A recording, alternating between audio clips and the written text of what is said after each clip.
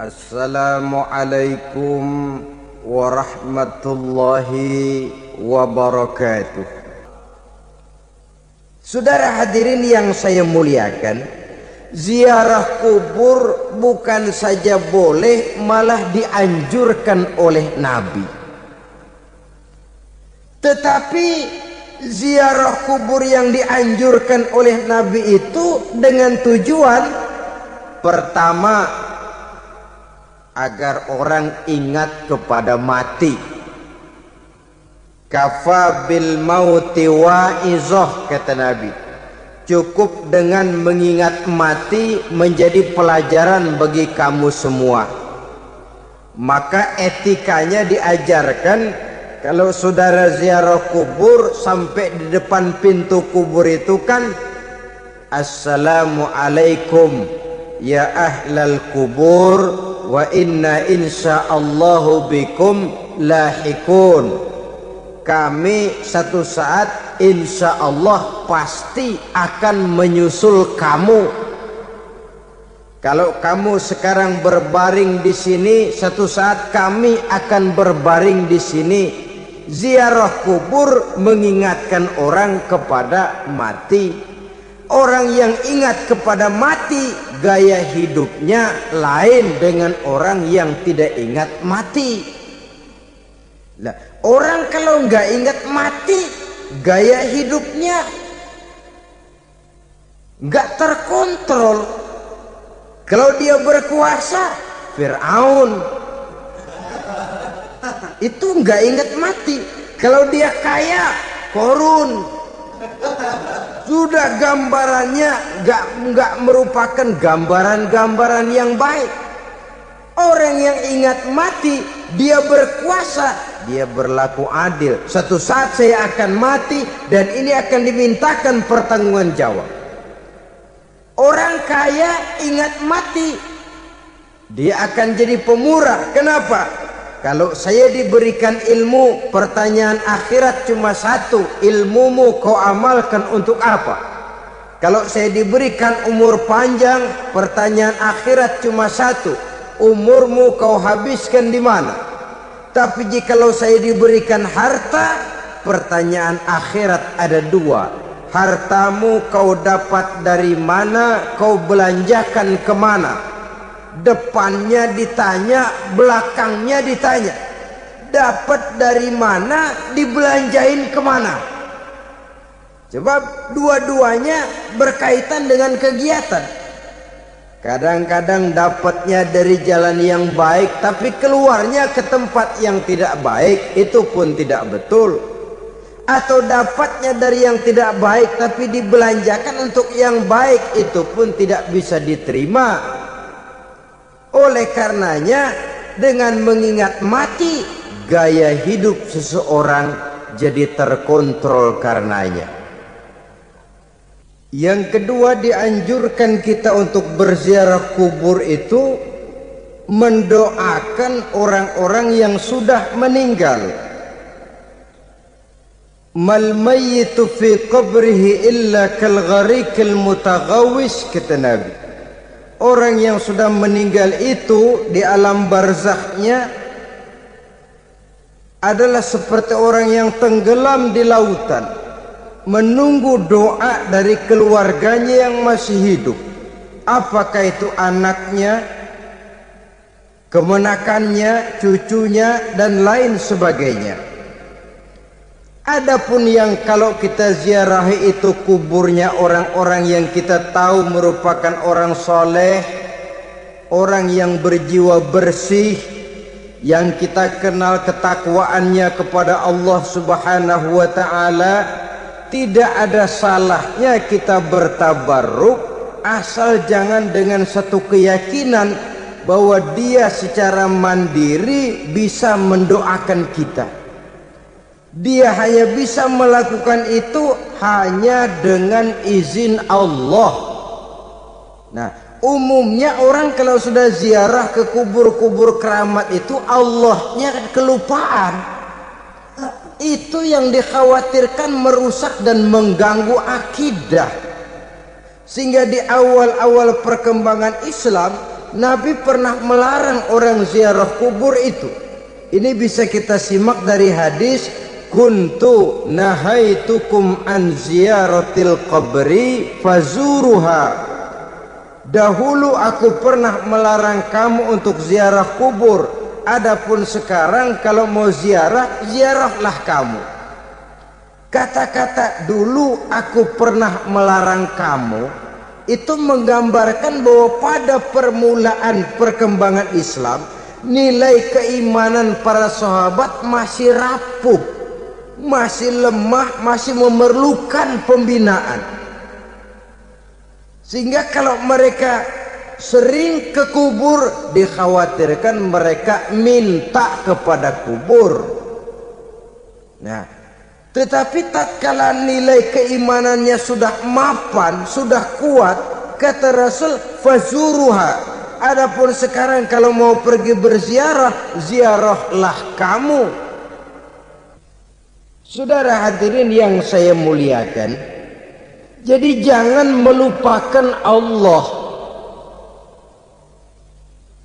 Saya bisa saja berkata, kalau saya misalnya pakai cincin, lalu saya bilang, saya sejak pakai cincin ini, jangan anak gadis, nenek-nenek ngelihat saya lemes.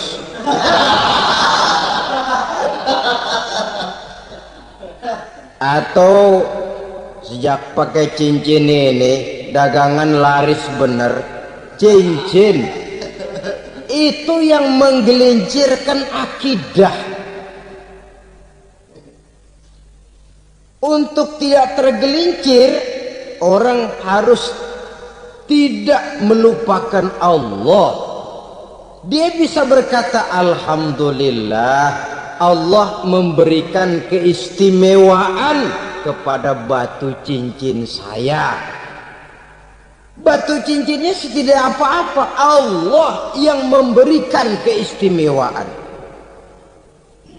Ini dalam bentuk yang langsung. Dalam bentuk yang tidak langsung kita bisa lihat, misalnya kalau petani ditanya, ini bisa panen besar ini rahasianya apa, Pak? Oh, pupuk urea. Pupuk urea. Nah, Allah nomor 16.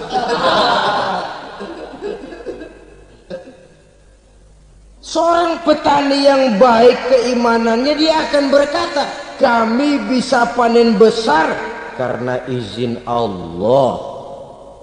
Lah, kalau pupuknya mah pakai pupuk urea, izin Allahnya dulu, baru kemudian pupuknya nyusul. Jadi sebenarnya bukan cuma pergi ke dukun yang bisa merusak keimanan, pergi ke dokter juga bisa loh merusak keimanan. Kalau berkeyakinan bahwa dokter itulah yang memberikan sembuh, kenapa akidah saudara tidak tergelincir karenanya? Dokter hanya memberikan obat dan resep, sembuh itu datangnya dari Allah. Ini yang diungkapkan lewat lisan Nabi Ibrahim alaihi salam, wa idza maridtu fahuwa yashfini. Apabila aku sakit, dialah Allah yang memberikan sembuh. Memberikan sembuh. Jangan juga menyalahartikan ayat ini. Ada ayat begini sakit terus nekat. Udah nggak usah berobat dah, emang penyakit dari Tuhan, ntar waktunya baik ya baik ya. Udah ampeg terus dah. Orang yang berobat saja belum tentu sembuh, apalagi yang tidak berobat. Sama juga orang nggak sembahyang kita ajakin ngotot, lu juga yang sembahyang belum tentu masuk surga katanya. Lah yang sembahyang belum tentu masuk surga, bagaimana cengoran lu yang nggak sembahyang?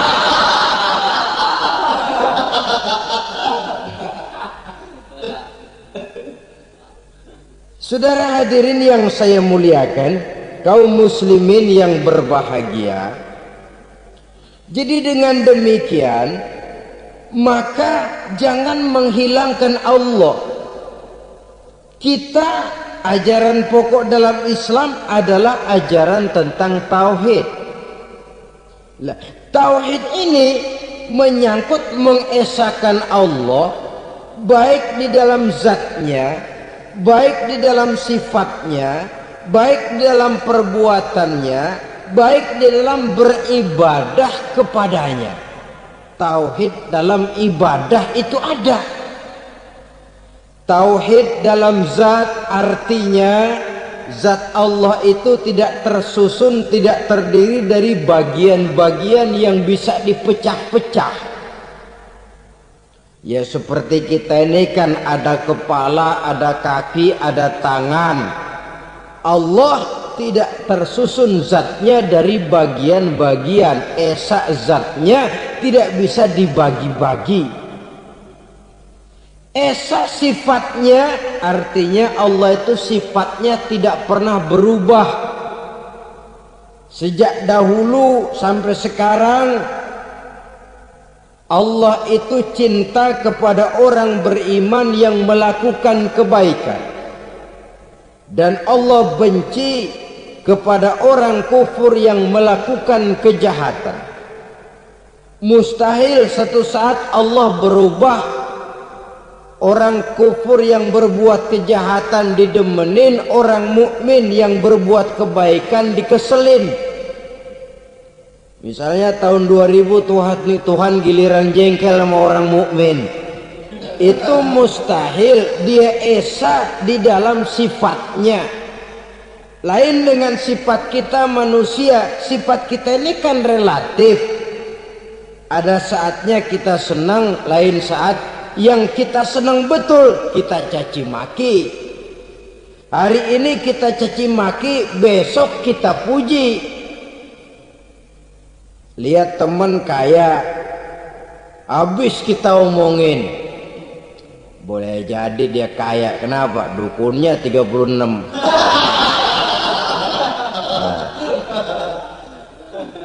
Begitu kita habis caci maki begitu, dia datang ngasih duit sama kita. Cacian itu bisa berubah menjadi pujian. Lu ya emang bukan main dah.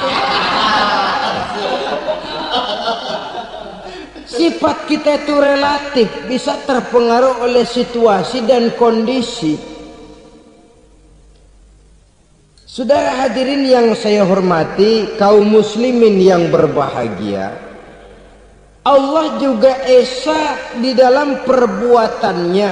Artinya di dalam menciptakan apapun yang akan diciptakan oleh Allah, di dalam melakukan apapun yang akan dilakukan oleh Allah, tidak terikat kepada faktor lain, tidak memerlukan bantuan lain. Dia adalah mutlak. Nah, kemudian kita mengesahkan Allah dalam zatnya, mengesahkan Allah dalam sifatnya, mengesahkan Allah dalam perbuatannya, belum tentu berarti kita mengesahkan Allah dalam ibadahnya. Sebab banyak orang yang yakin betul Allah itu esa, teguh dengan pendiriannya. Tuhan lu siapa? Allah. Allah bagaimana? Esa. Bagaimana kalau dua? Kagak. Tiga? Enggak. Mantap. Soal tahlil paten. Tapi dalam ibadah kadang-kadang dia tidak mentauhidkan Allah. Ini makna wa ma umiru illa liya'budullaha mukhlisin. Kami tidak memerintahkan kepadamu kecuali untuk beribadah kepadaku, kata Allah, dengan ikhlas. Beribadah kepada Allah dengan ikhlas itu artinya apa? Beribadah hanya untuk Allah saja. Nah, kalau hanya untuk Allah saja, lalu kita minta berdoa di depan kuburan orang yang soleh, apa syirik? Tidak syirik. Kalau kita berkeyakinan bahwa orang tempat kita memanjatkan doa itu hanya bisa mendoakan kita dengan izin Allah. Dia sendiri tidak punya kekuasaan apa-apa. Tanpa izin Allah dia tidak bisa berbuat apa-apa. Itu tidak menyebabkan orang menjadi syirik. Sama saja dengan kalau saya berkata tadi, alhamdulillah Allah telah memberikan keistimewaan kepada batu cincin saya. Apa salahnya Allah memberikan keistimewaan kepada benda-benda mati? Allah memberikan keistimewaan kepada Hajar Aswad, benda mati. Allah memberikan keistimewaan kepada Masjidil Haram, benda mati. Allah memberikan keistimewaan kepada Ka'bah, benda mati. Orang tawaf keliling Ka'bah, sembahyang di Masjidil Haram, sujud menghadap kepada Ka'bah, apakah jadi syirik? Tidak, kita tidak menyembah Ka'bahnya, kita menyembah yang punya Ka'bah itu. Nah, di sini kita lihat bahwa fungsi Ka'bah hanya merupakan wasilah. Tapi kalau Allahnya kita hilangkan, jadilah kita penyembah batu. Hanya saja batu itu berbentuk 4 bernama Ka'bah. Sa'i, orang yang melaksanakan haji, lari-lari antara Safa dan Marwah, amalan apa itu? Seakan-akan kita menghormati bukit-bukit, gunung-gunung. Tapi bukan itu yang kita tuju dalam pelaksanaan sa'i itu. Yang kita tuju adalah ini perintah Allah. Allahnya yang diutamakan. Maka hal semacam ini tidak menyebabkan orang menjadi syirik dan tergelincir dari tauhid. Tapi kalau ziarah kubur dengan niat cari buntutan, cari nomor yang cocok, ini niatnya saja sudah salah. Lah kalau berangkat dengan niat yang salah, sampai di sana saya yakin, seyakin-yakinnya amalannya pasti salah. Lah kubur yang diziarahin bukan kubur orang soleh, ya mana ada orang soleh ngasih kode buntut.